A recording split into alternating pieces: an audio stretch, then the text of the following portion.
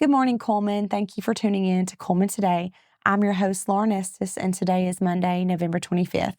Coming up on Cullman Today, we'll tell you about our local schools excelling in state report cards, preview the upcoming Jimmy Arrington Memorial Rodeo, and take a closer look at the opening of the Cullman Cross-Kendall Market. All this plus sports, weather, and more. But for now, let's dive into the top stories happening in Cullman today. The Alabama State Department of Education has released its 2023-2024 report cards, and both Cullman City Schools and Cullman County Schools are celebrating high marks. Cullman City Schools achieved straight A's across every school, with the district earning an overall grade of 95, its highest since the state report cards were introduced and up from 94 last year. 3 schools posted their best scores ever, including East Elementary School with a 99, West Elementary School earned a 96, and Cullman City Primary School also earned a 96. Cullman Middle School came in at 95, and Cullman High School held steady with a solid 91. Superintendent Kyle Koloff praised the dedication of teachers and staff, saying, "We are very fortunate to have the teachers we have in our school system." He went on to say, "Our educators do not make excuses and produce unbelievable results." He noted that despite a special education rate of 13.79% and a poverty rate of 40.36%, the district continues to excel. Cullman High School students reached an all-time high in college and career readiness indicator at 95.2%, up from 88.48% in 2018, reflecting the school's commitment to preparing students for life after graduation.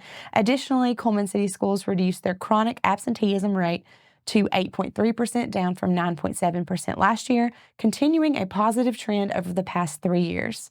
The superintendent attributed this improvement to our great families and motivated students. Cullman County Schools also earned an A on its report card, increasing its district score by 10 points over the past 6 reporting years to an overall grade of 90. Superintendent Dr. Shane Barnett expressed his excitement, saying, "This is a rating testament to the commitment of our entire school and community to providing high-quality education for every student." The county's graduation rate rose to 97%, up from 94%, and its college and career readiness rate increased to 98% from 97%. Chronic absenteeism dropped to 11% from 13%, showing improvements in students' attendance. Kim Lindsay, the county's secondary curriculum coordinator, added, "This grade reflects the district's efforts to overcoming learning loss from the pandemic, our increase in graduation rate in college and career readiness, and our commitment to providing every child with exceptional educational experiences." Both districts attribute their success to dedicated educators, strong parent partnerships, innovative teaching strategies, and a focus on student well-being. They emphasize that while there's much to celebrate, but the work continues to ensure every student reaches their fullest potential. For a complete look at scores for all local public schools, please visit reportcard.alsde.edu. And in other news, the Cullman Cross-Kendall Market officially opened this weekend, bringing holiday cheer to the heart of the city. Visitors can enjoy a variety of attractions, crafts, and delicious food. But for a closer look, here's our own Jen Baker. Is it your dream to experience a Christmas wonderland? Then the Cross-Kendall Market here in Cullman is the place for you. We have something for everyone. From the ice skating rink. This is the largest outdoor ice skating rink in the entire state of Alabama. The Ferris wheel. We now have the largest Ferris wheel in the state of Alabama right here in Cullman. It can hold 144 people at a time. A family of 6 can sit together in one gondola. And who's seen Cullman from this height unless you're in a helicopter? I mean, that's just incredible. Then we have, for the toddlers, we have the spinner Christmas tree in the back. And then we have the Winter Bond, which is a tubing slide. There's just something, the carousel from we acquired from Boston, the Kinderplots, which is really, you're stepping into the North Pole. You've got the man himself, St. Nicholas, and you've got Mrs. Claus and Buddy the Elf, and you can write letters to Santa, get your picture with Santa, do crafts in the workshop.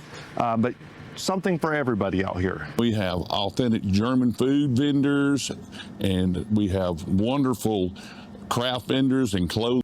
Vendors, clothing vendors, and it's not to sound bad, but you have to be really good to be able to be here, because the crowds that we get, we want really authentic type things that we're selling here. Hi, I'm Cody Wolfson. I am here at the Chris Kendall Market. I own 7 food booths here. Our main one is the pretzels. We make our dough on site, twist the pretzels right in front of you, and they get baked. Some of the other booths we have is the bratwurst and pancake house, through 3 different types of brats. Hello, here we are at the bratwurst house and the pancake house. This is a Schwenker grill, which is of a German design. Schwenker means swinging in German. The beauty of this grill is there's no hot spots, and we've got so much capacity here to cook. We have a Waffle House with authentic Belgian waffles where you can get fruit and whipped cream on top of it. We have a raclette, which is melted cheese directly onto a sandwich. We have a pizza house with pepperoni, cheese pizzas, and also a traditional German Flammkuchen pizza. We have crepes, which are made right in front of you. You can get sweet or savory. A crepe is like a super, super thin pancake. They're kind of like a pancake anyway, that you then wrap up with whatever ingredients you want inside. We have our schnitzel house. And schnitzel is basically traditionally a German dish that is fried pork that's thinly sliced. We do it also with chicken, and I think it's pretty good. This is the chicken schnitzel, and it's so delicious. And look at how cool these spiral chips are. And this is the potato salad, and I heard a lot about this. This is really good. It is so cool to come out here and eat some German food. Come out and enjoy. The joy of Christmas is really brought to life here at the Christ Kendall Market in Cullman. It's a beautiful experience you'll never forget. I'm Jen Baker with the Cullman Tribune.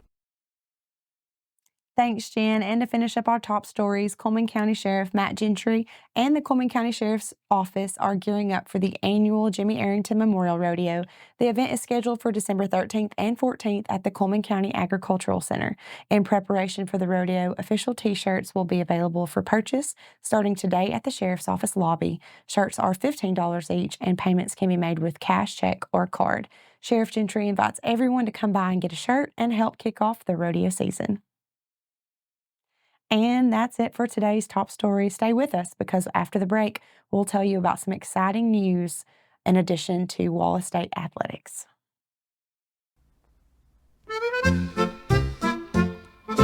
What's in the magazine? October's peeking in. Oktoberfest in Cullman, let the fun begin. Heroes in our town, business all around. Recipes for sharing, joy everywhere found. Colonel Cullman cheers, history in our ears, community so bright. Polka through the night, sports spotlight today. Kids come out to play, fields and courts are buzzing in the autumn sway. Germans came to stay, crafts and brews on display. Cullman's heart is glowing in the polka way. Colonel Cullman cheers, history in our ears, community so bright. Polka through the night.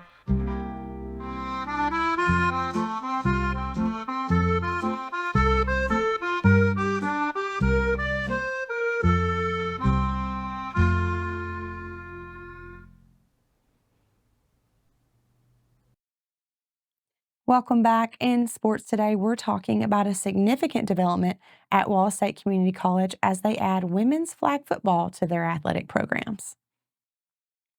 Wallace State President Dr. Vicki Karlowick said that adding women's flag football to Wallace State's athletics is an incredible opportunity to enhance the school's commitment to empowering female student athletes.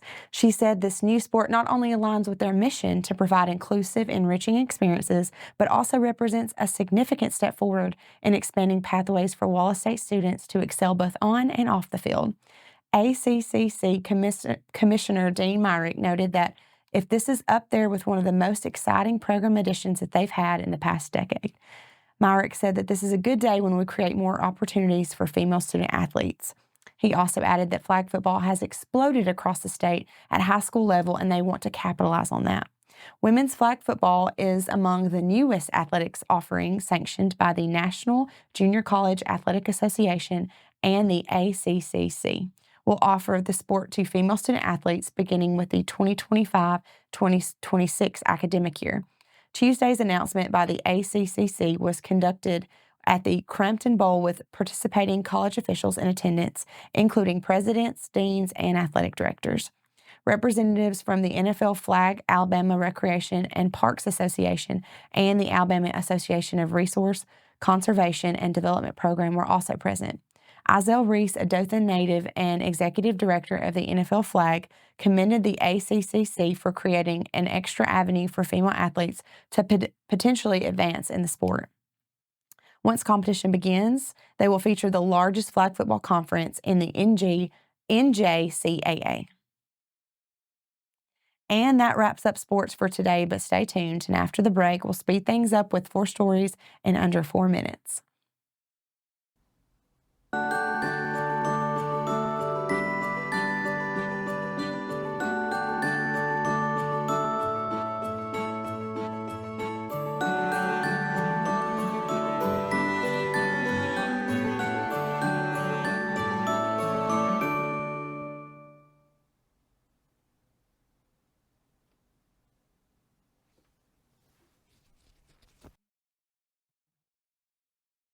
Hello and welcome back to Cullman Today. Now it's time to speed things up with a news rundown with 4 stories in under just 4 minutes.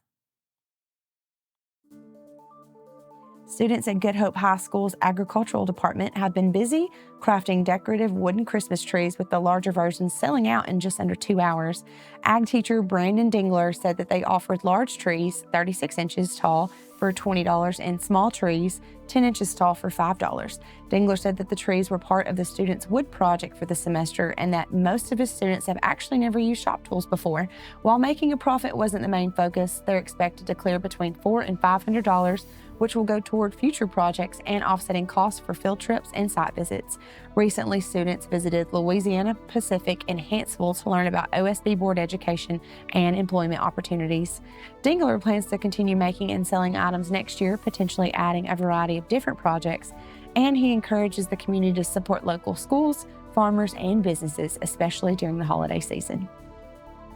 The town of Faultville is set to celebrate its 2nd annual Christmas parade on Monday, December 9th, beginning at 7 p.m. at South Park. This year's theme is Small Town Christmas, promising a festive evening for the community. President of the Christmas Parade Committee and community member Robert Summerford shared his enthusiasm for the event, saying, "I love our little town and enjoy community events like this. So I took the idea to the mayor and he told me if I wanted to head it up, then do it." Summerford expressed gratitude for the community volunteers who helped make the inaugural parade a success, saying it truly was a staple event for our town, and I think a lot of people have wanted it for a long time, he added. Entry fees are $35 per float and $10 for other vehicles, including antique cars and golf carts. Horses and walking groups, such as bands and sports teams, can participate for free.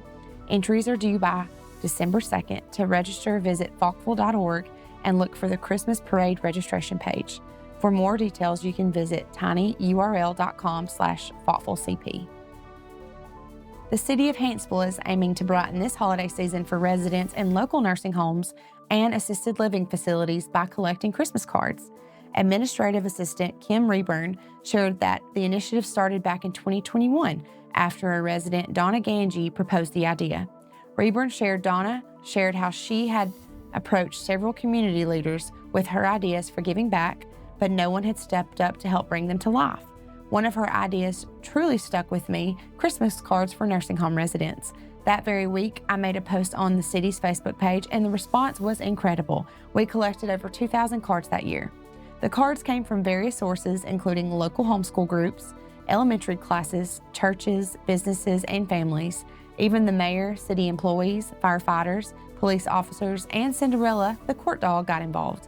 Rayburn said that they haven't received any cards yet this year, so they are asking the community to help keep the tradition alive. Rayburn added, "You can drop off signed, unsealed cards for us to distribute, or you if you prefer, can bring blank cards, and we'll make sure they're signed with love by someone special. Your simple act of kindness can make a world of difference for these residents. One of Reburn's favorite memories of the event included seeing the residents' faces light up when they see Santa Claus. She said it's pure magic. Their whole demeanor changes, and you can feel the warmth and joy radiating from them. To donate Christmas cards or for more information, please contact the City of Hanceville at 256-352-9830. And finally, the town of South Vinemont is inviting local seniors to a free Christmas fellowship on Monday, December 16th from 10 a.m. to 1 p.m. at the Vinemont Community Center. Attendees can enjoy lunch and festive activities, including a pie and cake competition where the winner will receive a $25 Walmart gift card. Town Clerk Kesia Sasser shared the idea for monthly senior events beginning when former Councilwoman Charlotte Cosper brought it to the mayor and council back in late 2022. The council and mayor agreed to start it on the third Monday of each month, starting January of 2023, Sasser said. We average 50 to 60 seniors each month. This year's Christmas event will feature gifts from the local Girl Scout troop who are making Christmas cards for the seniors. A local daycare will also join to sing Christmas carols and bring handmade ornaments. Sasser added, "We are looking for additional judges if you like pie or cake and have availability on your schedule. We post information on our Facebook page, or you can contact the Town Hall directly at 256-737-5411. And that's your 4 stories in under 4 minutes. But now for a quick break before we look at weather ahead and pay our respects with obituaries. I will be right back after this quick message.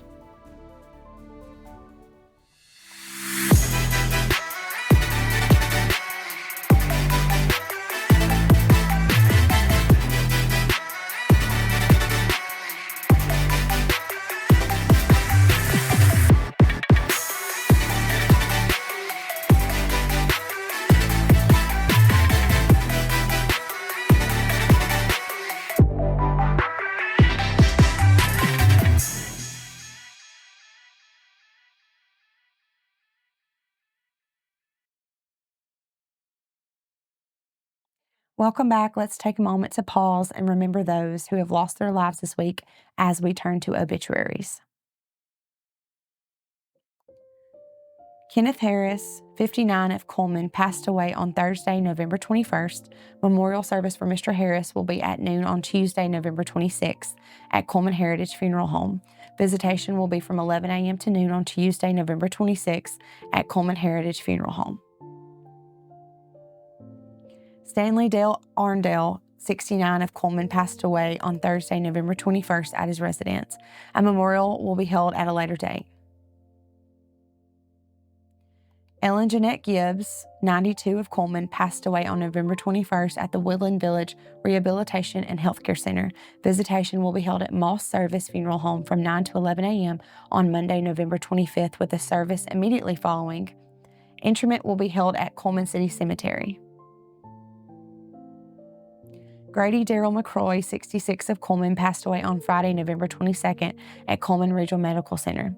The funeral service for Mr. McCroy will be today at noon at Cullman Funeral Home Chapel. The visitation will be held at the chapel from 11 a.m. to noon, and interment will be at Valley Springs Cemetery.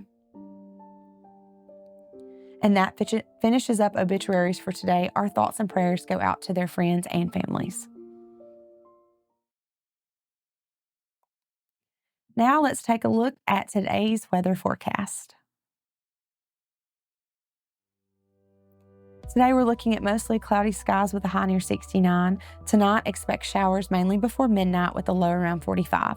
There's an 80% chance of rain, so keep that umbrella handy. Tomorrow we'll have mostly sunny skies with a high near 56. Tomorrow night it will be partly cloudy with a low around 37. And that wraps up today's edition of Cullman Today. We appreciate you sharing your morning with us. Remember to stay connected by following us on social media and visiting CullmanTribune.com for the latest from our community. We'll be back bright and early tomorrow morning at 6:30 a.m. But until then, I'm Lauren Estes, wishing you a great Monday, Cullman.